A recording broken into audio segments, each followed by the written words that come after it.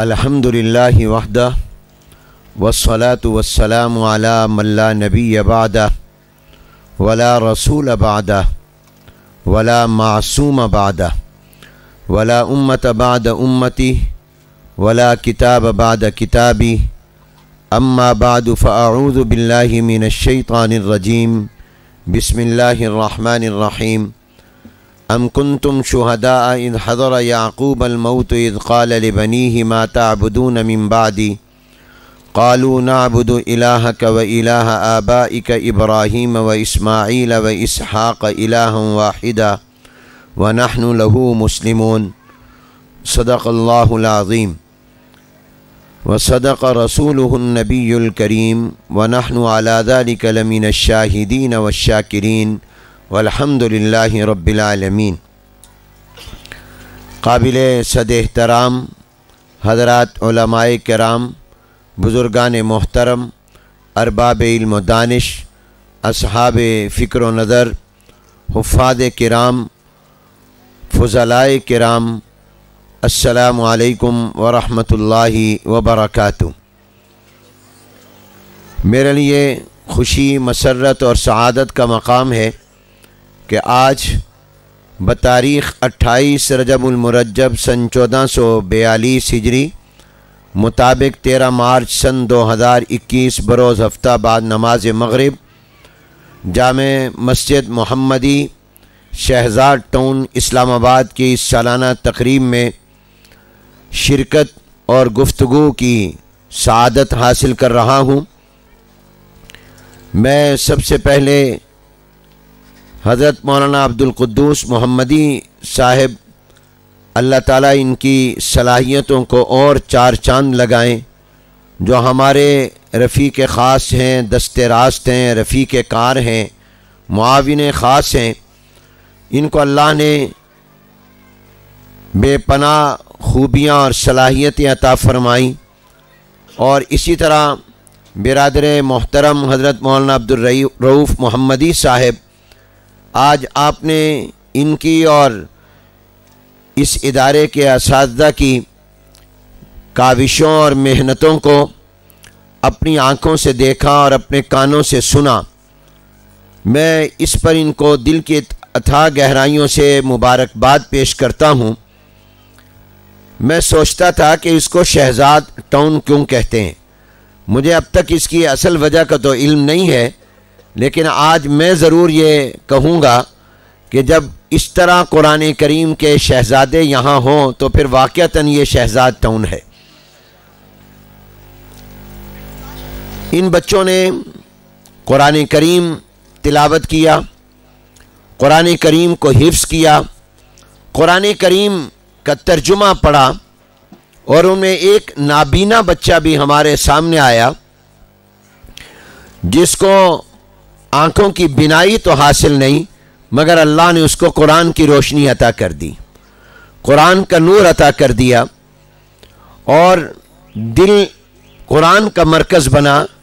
میں کہا کرتا ہوں کہ دل اللہ نے بنایا ہی قرآن کے لیے، دل اللہ نے دیا ہی اپنی محبت کے لیے اور اپنے پیغمبر کی محبت کے لیے ہے، دل ہے ہی اللہ کے ذکر کے لیے۔ اس لیے آپ دیکھیے کہ قرآن کریم میں اللہ نے فرمایا قُلْ مَنْ كَانَ عَدُوًّا لِجِبْرِيلَ فَإِنَّهُ نَزَّلَهُ عَلَىٰ قَلْبِكَ۔ اللہ نے قرآن کریم جناب نبی کریم حضور اکرم صلی اللہ علیہ وسلم کے قلب اطہر پر نازل کیا، حضور علیہ السلام کے دل مبارک پر اللہ نے قرآن اتارا۔ اللہ یہ بھی تو کر سکتے تھے کہ بیت اللہ کی چھت پر قرآن اتار دیتے اور حضور علیہ السلام سے فرماتے یہ خانہ کعبہ کی چھت سے آپ قرآن اٹھا لو۔ حضور بھی مکہ میں، خانہ کعبہ اور بیت اللہ بھی مکے میں، مگر اللہ نے کتاب اللہ اور کلام اللہ کو مکۃ المکرمہ میں بھی اتارا ہے۔ حضور پر سب سے پہلے قرآن مکے میں ہی نازل ہوا ہے، اور حضور علیہ السلام بھی مکۃ المکرمہ میں پیدا ہوئے ہیں، مگر اللہ نے حضور اکرم صلی اللہ علیہ وسلم کے لیے یہ نہیں فرمایا کہ بیت اللہ پر ہم نے اتارا ہے، بلکہ اللہ نے قرآن کریم حضور علیہ السلام کے قلب اطہر پر اتارا ہے۔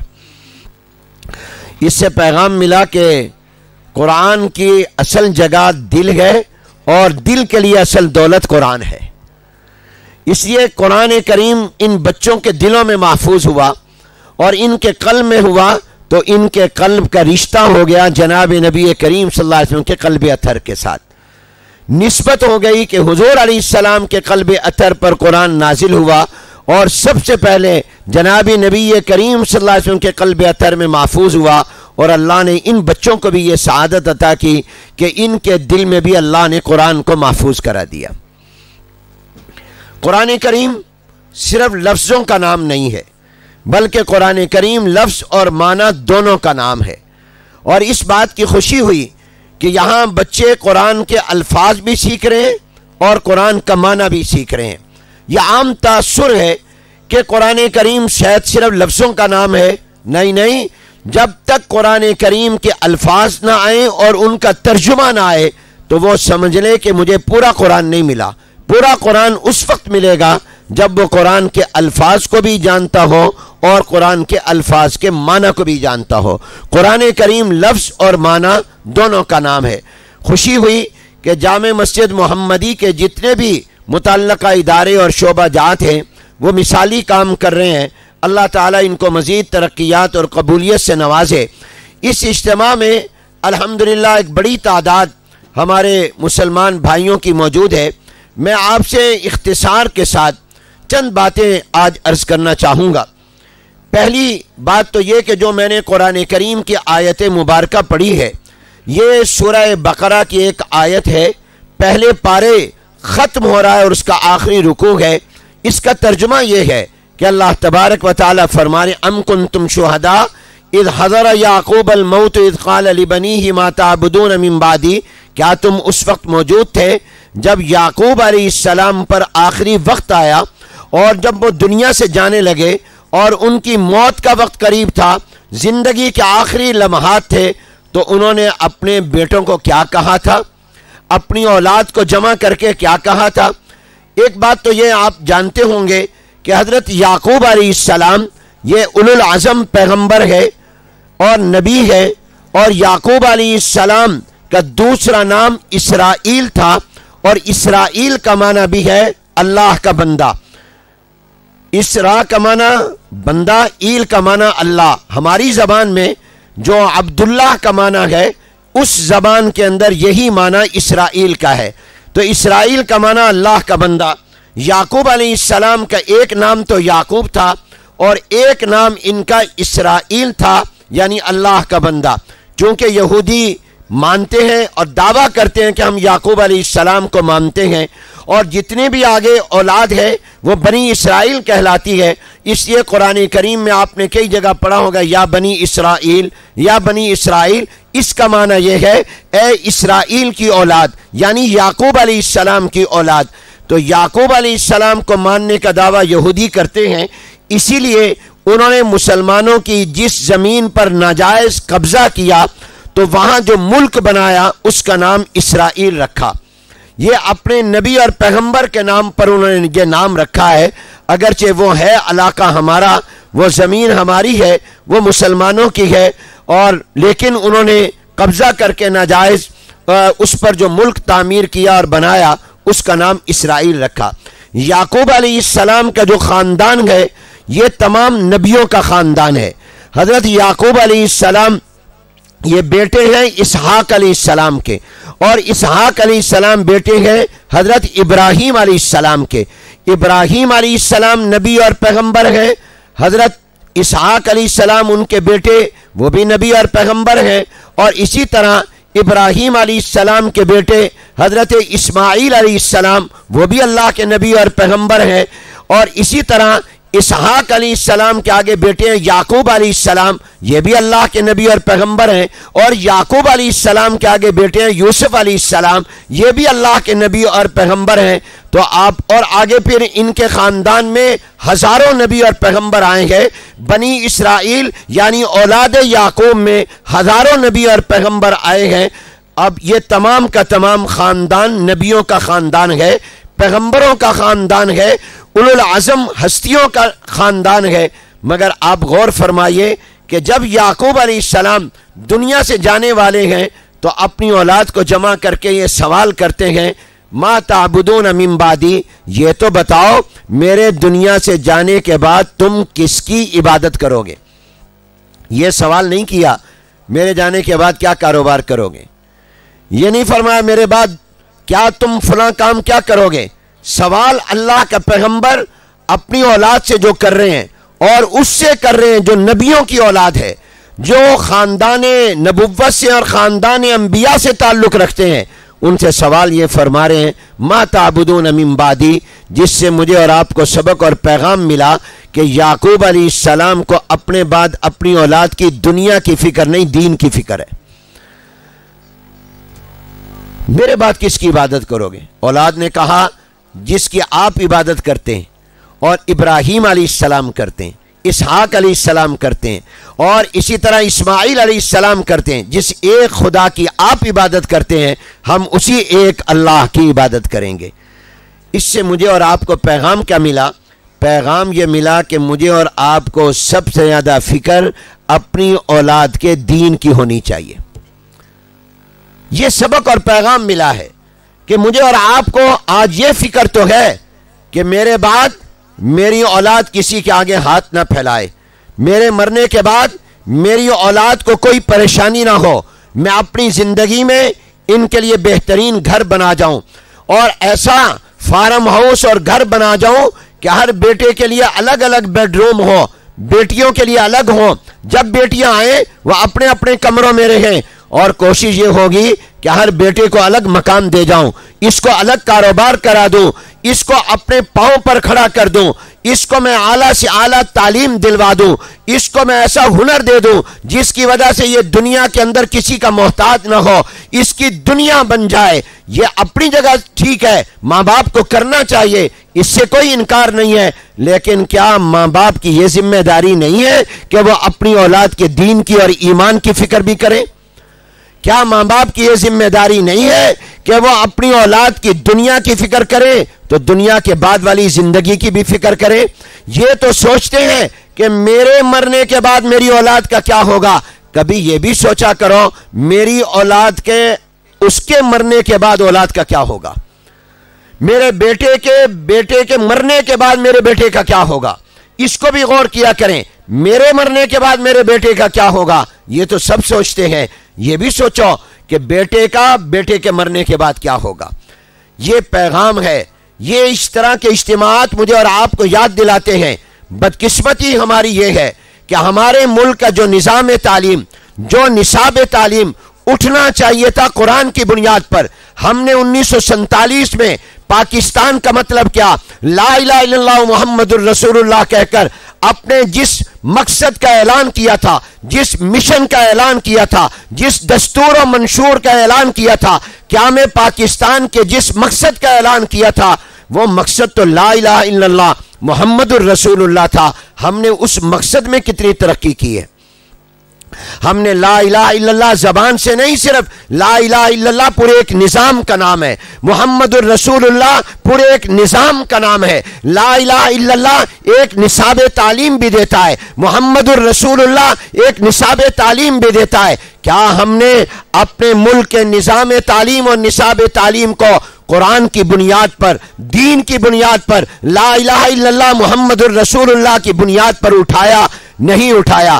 اس لیے آج ہم اس بات کی تلاش تو کرتے ہیں کہ میرا بیٹا انگلش میڈیم اسکول میں پڑھے، میرا بیٹا بہترین انگلش جانتا ہو، میرا بیٹا بہترین انجینئر بنے، سائنسدان بنے، ہائر ایجوکیشن کے لیے ملک سے باہر جائے، لیکن یہ نہیں سوچتے کہ میرے بیٹے کو قرآن کی زبان بھی آئے، میرے بیٹے کو حضور کی زبان بھی آئے، اور میرے بیٹے کو اتنا قرآن تو آئے کہ وہ جو نماز میں پڑھ سکے، اتنا قرآن تو آئے کہ میرے مرنے کے بعد وہ خود پڑھ کر مجھے بخش سکے۔ میرے بیٹے کو کسی کے پاس جا کر یہ نہ کہنا پڑے کہ آپ اپنا پڑھا ہوا قرآن دے دیں تاکہ میں اپنے والد کو اس کا ایصال ثواب کرا دوں اور اس کا ایصال ثواب کر دو۔ آج بدقسمتی نہیں ہے، بیٹا باپ کے جنازے میں کھڑا ہے اور اس کو جنازے کا طریقہ بھی نہیں آتا، باپ بیٹے کا جنازہ پڑھ رہا ہے اور اس کو جنازے کا طریقہ بھی نہیں آتا۔ ہم نے اس دین کو پسے پش ڈالا، دنیا کو آگے لائے۔ خوش نصیب ہیں یہ بچے اور ان کے ماں باپ جنہوں نے وہ پڑھا ہے جو اس دنیا میں بھی کام آئے گا، قبر میں بھی کام آئے گا اور آخرت میں بھی کام آئے گا۔ میرے دوستوں اور بھائیوں، ہمارے پاس سب سے بڑی دولت قرآن کریم کی دولت ہے، سب سے بڑا سرمایہ قرآن کریم ہے۔ حضور علیہ السلام کے ذریعے اللہ نے جو ہمیں سب سے بڑا تحفہ دیا وہ قرآن کریم کا عطا کیا، جو آج تک اپنی اصل شکل میں باقی اور مکمل ہے۔ اس قرآن کریم کے کئی حق ہیں، آج ہم ارادہ کریں کہ ہم قرآن کے یہ تمام حقوق انشاءاللہ ادا کریں گے۔ قرآن کریم کا سب سے پہلا حق یہ ہے، یہ قرآن آپ کا بھی ہے، میرا بھی ہے، یہ صرف مولوی کا نہیں ہے، یہ صرف مدرسے کا نہیں ہے، یہ صرف مولوی عبدالقدوس محمدی یا محمد حنیف جالندھری کا نہیں ہے، یہ قرآن آپ کا بھی ہے، یہ ہر مسلمان کا ہے، یہ ہر ایک کے لیے ہے، یہ دستور زندگی ہے، یہ ضابطۂ حیات ہے، یہ دستور کائنات ہے۔ اس قرآن کا پہلا حق یہ ہے کہ ہم دل سے یقین رکھیں کہ یہ اللہ کا کلام ہے، یہ اللہ کی کتاب ہے، یہ صرف کتاب نہیں ہے بلکہ اللہ کا کلام بھی ہے، خود اللہ نے اس کی تلاوت فرمائی ہے۔ اس پر ایمان لانا، اس کو سچی کتاب ماننا، اس کو برحق کلام خداوندی ماننا، اس پر یقین رکھنا کہ یہ اللہ کا کلام اور اللہ کی کتاب ہے، یہ قرآن کریم کا پہلا حق ہے۔ دوسرا حق قرآن کریم کا، اس قرآن کو صحیح پڑھنا ہے، یہ ہر مسلمان کی ذمہ داری ہے، یہ چند بچوں کی یا چند مسلمانوں کی نہیں، جس نے بھی کلمہ پڑھا ہے اس کی ذمہ داری ہے کہ وہ قرآن کریم صحیح پڑھنا سیکھے، اس پر فرض ہے، اور یہ فرض مولوی نے نہیں کیا، یہ اللہ نے کیا ہے کہ وہ قرآن کریم کو صحیح پڑھنا سیکھے۔ اس لیے کہ آپ نے نماز پڑھنی ہے، جب نماز پڑھیں گے اس میں قرآن پڑھیں گے، اگر آپ کو قرآن صحیح پڑھنا نہیں آتا تو آپ قرآن غلط پڑھیں گے، معنی بدل جائے گا، آپ کی نماز خراب ہو جائے گی، اور آپ کی لازم ہے کہ آپ قرآن دیکھیے۔ حضور علیہ السلام کے دنیا میں بھیجنے کی جو ذمہ داریاں اللہ نے بتائیں، پہلی ذمہ داری بتائی یتلو علیہم آیاتک، میرے محبوب پیغمبر آپ کا پہلا فرض یہ ہے کہ آپ ان مکے اور مدینے اور عرب کے لوگوں کو قرآن پڑھنا سکھائیں، حالانکہ قرآن عربی میں، اور جن کو سکھانے کا کہا جا رہا ہے ان کی زبان بھی عربی، وہ خود قرآن کو کھول کر پڑھ سکتے ہیں۔ حضرت ابو بکر کی زبان عربی ہے، حضرت عمر بن خطاب رضی اللہ عنہ کی زبان عربی ہے، حضرت عثمان غنی رضی اللہ عنہ کی زبان عربی ہے، حضرت علی المرتضی رضی اللہ تعالیٰ کی زبان عربی ہے، وہ خود قرآن کو پڑھ سکتے ہیں، لیکن فرمایا نہیں، جو تم خود پڑھو گے وہ قرآن کریم نہیں صحیح پڑھنا سمجھا جائے گا، ہمارا پیغمبر آپ کو سکھائے گا۔ یہ بھلے عربی زبان میں ہے مگر قرآن کو کیسے پڑھنا ہے، کس لفظ کو موٹا پڑھنا ہے، کس کو باریک پڑھنا ہے، کہاں پر ٹھہرنا ہے، کہاں نہیں ٹھہرنا، کس کو کتنا کھینچنا ہے، یہ تمام کے تمام حضور علیہ السلام طریقے بتائیں گے۔ اس کے لیے باقاعدہ ایک فن تجوید کا وجود میں آیا کہ قرآن کو پڑھنا کیسے ہے۔ کتنے لوگ ہیں وہ قرآن پڑھتے ہیں مگر غلط پڑھتے ہیں۔ حضور علیہ السلام نے فرمایا کئی قرآن پڑھنے والے ایسے قرآن پڑھتے ہیں کہ قرآن ان پر لعنت کرتا ہے کہ تو نے مجھے بگاڑا، اللہ تجھے بگاڑے۔ تو قرآن کریم صحیح پڑھنا سیکھنا یہ ہر مسلمان مرد اور عورت کی ذمہ داری ہے۔ آج مجھے اور آپ کو اپنا احتساب کرنا چاہیے، اپنے گلے میں جھانک کر دیکھنا چاہیے، کیا میں نے اپنے بیٹے کو، کیا میں نے اپنی بیٹی کو یہ قرآن صحیح پڑھنا سکھایا ہے، خود سیکھا ہے؟ کیا میں قرآن کا یہ حق ادا کر رہا ہوں یا نہیں کر رہا؟ نہیں کر رہا تو آج سے مجھے آپ کو ارادہ کرنا چاہیے، بوڑھا ہو، جوان ہو، بچہ ہو، مرد ہو یا عورت ہو، امیر ہو یا غریب ہو، کوئی بھی ہو، اس کی ذمہ داری ہے کہ کم از کم وہ قرآن کریم کو صحیح پڑھنا پہلی فرصت میں سیکھے۔ کوئی پتہ نہیں کب آنکھیں بند ہو جائیں، کوئی پتہ نہیں کب موت آ جائے۔ ارادہ کرو، آج اللہ کے ساتھ ارادہ کر لیا، آج سے اللہ آپ کو توفیق انشاءاللہ دے دے گا۔ یہ ارادہ کرو کہ ہم انشاءاللہ قرآن کریم کو صحیح پڑھنا سیکھیں گے۔ کیا مشکل ہے؟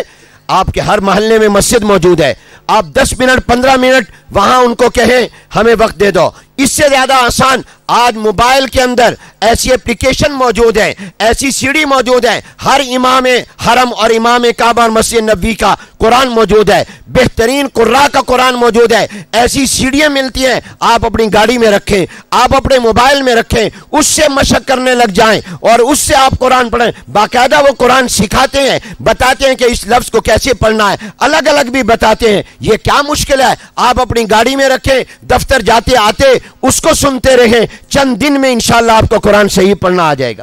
کہیں ضرورت ہو اپنی مسجد کے مولوی کے پاس رجوع کریں اور اس سے قرآن کریم جا کر صحیح پڑھنا سیکھیں۔ پہلا حق قرآن کو ماننا، دوسرا حق قرآن کو صحیح پڑھنا، اور تیسرا حق قرآن کریم کا اس کو سمجھنا، اس کے معنی کو جاننا، اس کے ترجمے کو جاننا۔ یہ کتنی بڑی دولت ہے، اور آج مسلمانوں کی اکثریت قرآن کریم کا ترجمہ نہیں جانتی، بڑے سب کچھ جانتی ہے۔ اگر آج گورنمنٹ قومی اسمبلی اور صوبائی اسمبلیوں میں یہ بل پاس ہوتا ہے کہ جناب 6ٹھی تک قرآن کریم ناظرہ پڑھنا لازمی ہوگا اور 6ٹھی کے بعد 12ویں تک قرآن کریم کا ترجمہ لازمی ہوگا. یہ اگر قانون پاس ہوتا ہے، اور یہ ہوا ہے پاکستان میں، کچھ اس دور حکومت میں، کچھ سابق دور حکومت میں، تو اس پر کئی لوگوں نے سوال اٹھانا شروع کر دیے کہ یہ قرآن پڑھنا ہمارے بچوں کے لیے مشکل ہے. یہ سوال کافر نہیں اٹھاتے، یہ مسلمان اٹھاتے ہیں کہ یہ بچہ ہمارا کیسے قرآن پڑھے گا، یہ کیسے قرآن کو سیکھے گا. اور تمام مضامین اور فنون پڑھ سکتے ہیں، مشکل سے مشکل پڑھ سکتے ہیں، قرآن تو آسان ہے. خود اللہ کہہ رہا ہے وَلَقَدْ يَسَّرْنَا الْقُرْآنَ لِلذِّكْرِ. اگر قرآن آسان نہ ہوتا یہ چھوٹے چھوٹے بچے کیسے قرآن کے حافظ بن جاتے، یہ کیسے قرآن صحیح پڑھ لیتے. آج یہ سوال اس لیے اٹھایا جاتا ہے کہ قرآن کی عظمت دل میں نہیں، قرآن کی محبت دل میں نہیں، اور حکومت کی بیوروکریسی رکاوٹیں ڈالتی ہے کہ کہیں اس پر عمل نہ ہو جائے. آج اگر یہ قانون پاس ہوتا ہے کہ سیکنڈ لینگویج کے طور پر، دوسری زبان کے طور پر عربی پڑھائی جائے، تو کہتے ہیں عربی کون پڑھے گا، عربی پڑھنی مشکل ہے، ہمارے بچے نہیں عربی پڑھ سکتے. آج میں آپ کو دعوے سے کہتا ہوں عربی زبان جتنی آسان ہے اس سے کئی گنا زیادہ انگریزی مشکل ہے. اگر آپ کا میرا بچہ انگریزی پڑھ سکتا ہے تو عربی کیوں نہیں پڑھ سکتا، جبکہ عربی قرآن کی زبان ہے، عربی حضور علیہ السلام کی زبان ہے، اور عربی جنتیوں کی زبان ہے. اور عربی زبان سے آپ کے دنیاوی مفادات ہیں. میں دنیا گھماؤں، دنیا میں انگریزی زبان اتنی نہیں بولی جاتی جتنی عربی زبان بولی جاتی ہے. انگریزی زبان چند ملکوں کی زبان ہے، یا پھر یہ دفتر کی زبان ہے، یہ عوام کی زبان نہیں ہے. اس کے مقابلے میں آپ دنیا کا جائزہ لے لیں، عربی زبان زیادہ پبلک میں بولی جاتی ہے. تمام مڈل ایسٹ اور یورپ کے بے شمار ملک، آپ فرانس چلے جائیں آپ کو پیرس میں بے شمار عرب ملیں گے، آپ جرمنی چلے جائیں، آپ ناروے چلے جائیں، آپ کسی دنیا کے ملک میں چلے جائیں، وہاں آپ کو عرب ملیں گے جو مختلف عرب ملکوں سے آئے ہوئے ہیں. آپ کا کاروبار، آپ کی تجارت اور مختلف ملازمت کے مواقع، آپ کا مڈل ایسٹ یہ پورے کا پورا عربی بولتا ہے. آپ کے اس سے دینی فائدے بھی ہیں اور دنیاوی فائدے بھی ہیں. لہٰذا عربی زبان، ہمیں اپنے بچوں کو عربی زبان سکھانی چاہیے. عربی سیکھیں گے قرآن سمجھ میں آئے گا، عربی سیکھیں گے ان کو دین سمجھ میں آئے گا، اور اللہ تبارک و تعالیٰ ان کے کئی مسائل مشکلات جو ذہن میں سوالات آتے ہیں، جب وہ قرآن کو خود سمجھیں گے وہ خود بخود حل ہو جائیں گے. تو تیسرا قرآن کریم کا حق ہے قرآن کو سمجھنا، اور اس کو سمجھنے کے لیے ضروری ہے عربی زبان سیکھنا، اس کو سمجھنے کے لیے ضروری ہے عربی گرامر سیکھنا. اور چوتھا حق قرآن کریم کا یہ ہے کہ قرآن جو پڑھا، جو سمجھا، اس پر عمل کرنا. قرآن کہتا ہے نماز پڑھو. آج میں کہا کرتا ہوں ہم قرآن کو مانتے ہیں، قرآن کی نہیں مانتے. اللہ کو مانتے ہیں، اللہ کی نہیں مانتے. حضور کو مانتے ہیں، حضور کی نہیں مانتے. صحابہ کو مانتے ہیں، صحابہ کی بات نہیں مانتے. اہل بیت کو مانتے ہیں، اہل بیت کی بات نہیں مانتے. مجھ سے ایک دفعہ کسی نے پوچھا مولانا مسلمان اور مومن کا کیا فرق ہے، کیا دونوں کا ایک ہی معنی ہے؟ مسلمان اور مومن ایک چیز ہے یا مومن کوئی اور ہوتا ہے، مسلمان کوئی اور ہوتا ہے؟ میں نے کہا دونوں میں فرق ہے. مسلمان اس کو کہتے ہیں جو اللہ کو مانتا ہے، حضور کو مانتا ہے، قرآن کو مانتا ہے، اور مومن اس کو کہتے ہیں، نہیں میں نے کہا مومن اس کو کہتے ہیں جو اللہ کو مانتا ہے، حضور کو مانتا ہے، قرآن کو مانتا ہے، اور مسلمان اس کو کہتے ہیں جو اللہ کی مانتا ہے، جو حضور کی بات مانتا ہے، جو قرآن کی بات مانتا ہے. جب تک مسلمان اطاعت نہیں کرے گا وہ مسلمان نہیں ہے. ہم مومن تو ہیں کیونکہ ہمارا عقیدہ ہے کہ اللہ ایک ہے، ہمارا عقیدہ ہے کہ حضور اللہ کے سچے اور آخری نبی ہیں، ہمارا عقیدہ ہے کہ قرآن اللہ کا کلام ہے. ہم مومن تو ہیں مگر مسلمان نہیں ہے. مسلمان اس دن بنیں گے جب ہم اللہ کی بات مانیں گے. مسلمان اس دن صحیح معنوں میں بنیں گے جب حضور علیہ السلام کی بات مانیں گے، جب ہم قرآن کی بات مانیں گے. قرآن کہتا ہے جھوٹ نہ بولو، ہم جھوٹ بولتے ہیں. قرآن کہتا ہے سودی کاروبار نہ کرو، ہم سودی کاروبار کرتے ہیں. قرآن کہتا ہے شراب نہ پیو، ہم شراب پیتے ہیں. قرآن کہتا ہے خیانت اور بددیانتی نہ کرو، ہم بددیانتی کرتے ہیں. قرآن کہتا ہے چوری نہ کرو، ہم چوری کرتے ہیں. قرآن کہتا ہے ڈاکے نہ مارو، ہم ڈاکے مارتے ہیں. قرآن کریم کہتا ہے کسی پر ظلم نہ کرو، ہم ظلم کرتے ہیں. قرآن کہتا ہے سودی کاروبار نہ کرو، ہم سودی کاروبار کرتے ہیں. تو قرآن کو ماننا اور ہے، قرآن کی ماننا اور ہے. لہٰذا میرے دوستو اس کا ایک حق یہ ہے کہ ہم قرآن کریم پر عمل کریں. اور آخری حق جو میں عرض کر رہا ہوں وہ یہ ہے کہ جس کو اللہ جتنا اختیار اور اقتدار دے دے وہ اپنے اقتدار میں قرآن کے نظام کو نافذ کرے، یہ قرآن کریم کا حق ہے۔ تو میرے دوستوں اور بھائیوں، پہلا حق قرآن کو ماننا، دوسرا حق قرآن کریم کو صحیح پڑھنا، تیسرا حق قرآن کریم کو سمجھنا، چوتھا حق قرآن کریم پر عمل کرنا، اور پانچواں قرآن کے نظام کو نافذ کرنا۔ یہ 5 حق ہیں۔ اگر اس کے بغیر کوئی کہے کہ میں قرآن کو مانتا ہوں، وہ دعویٰ ہوگا، وہ حقیقت کی دنیا میں نہیں مانا جائے گا۔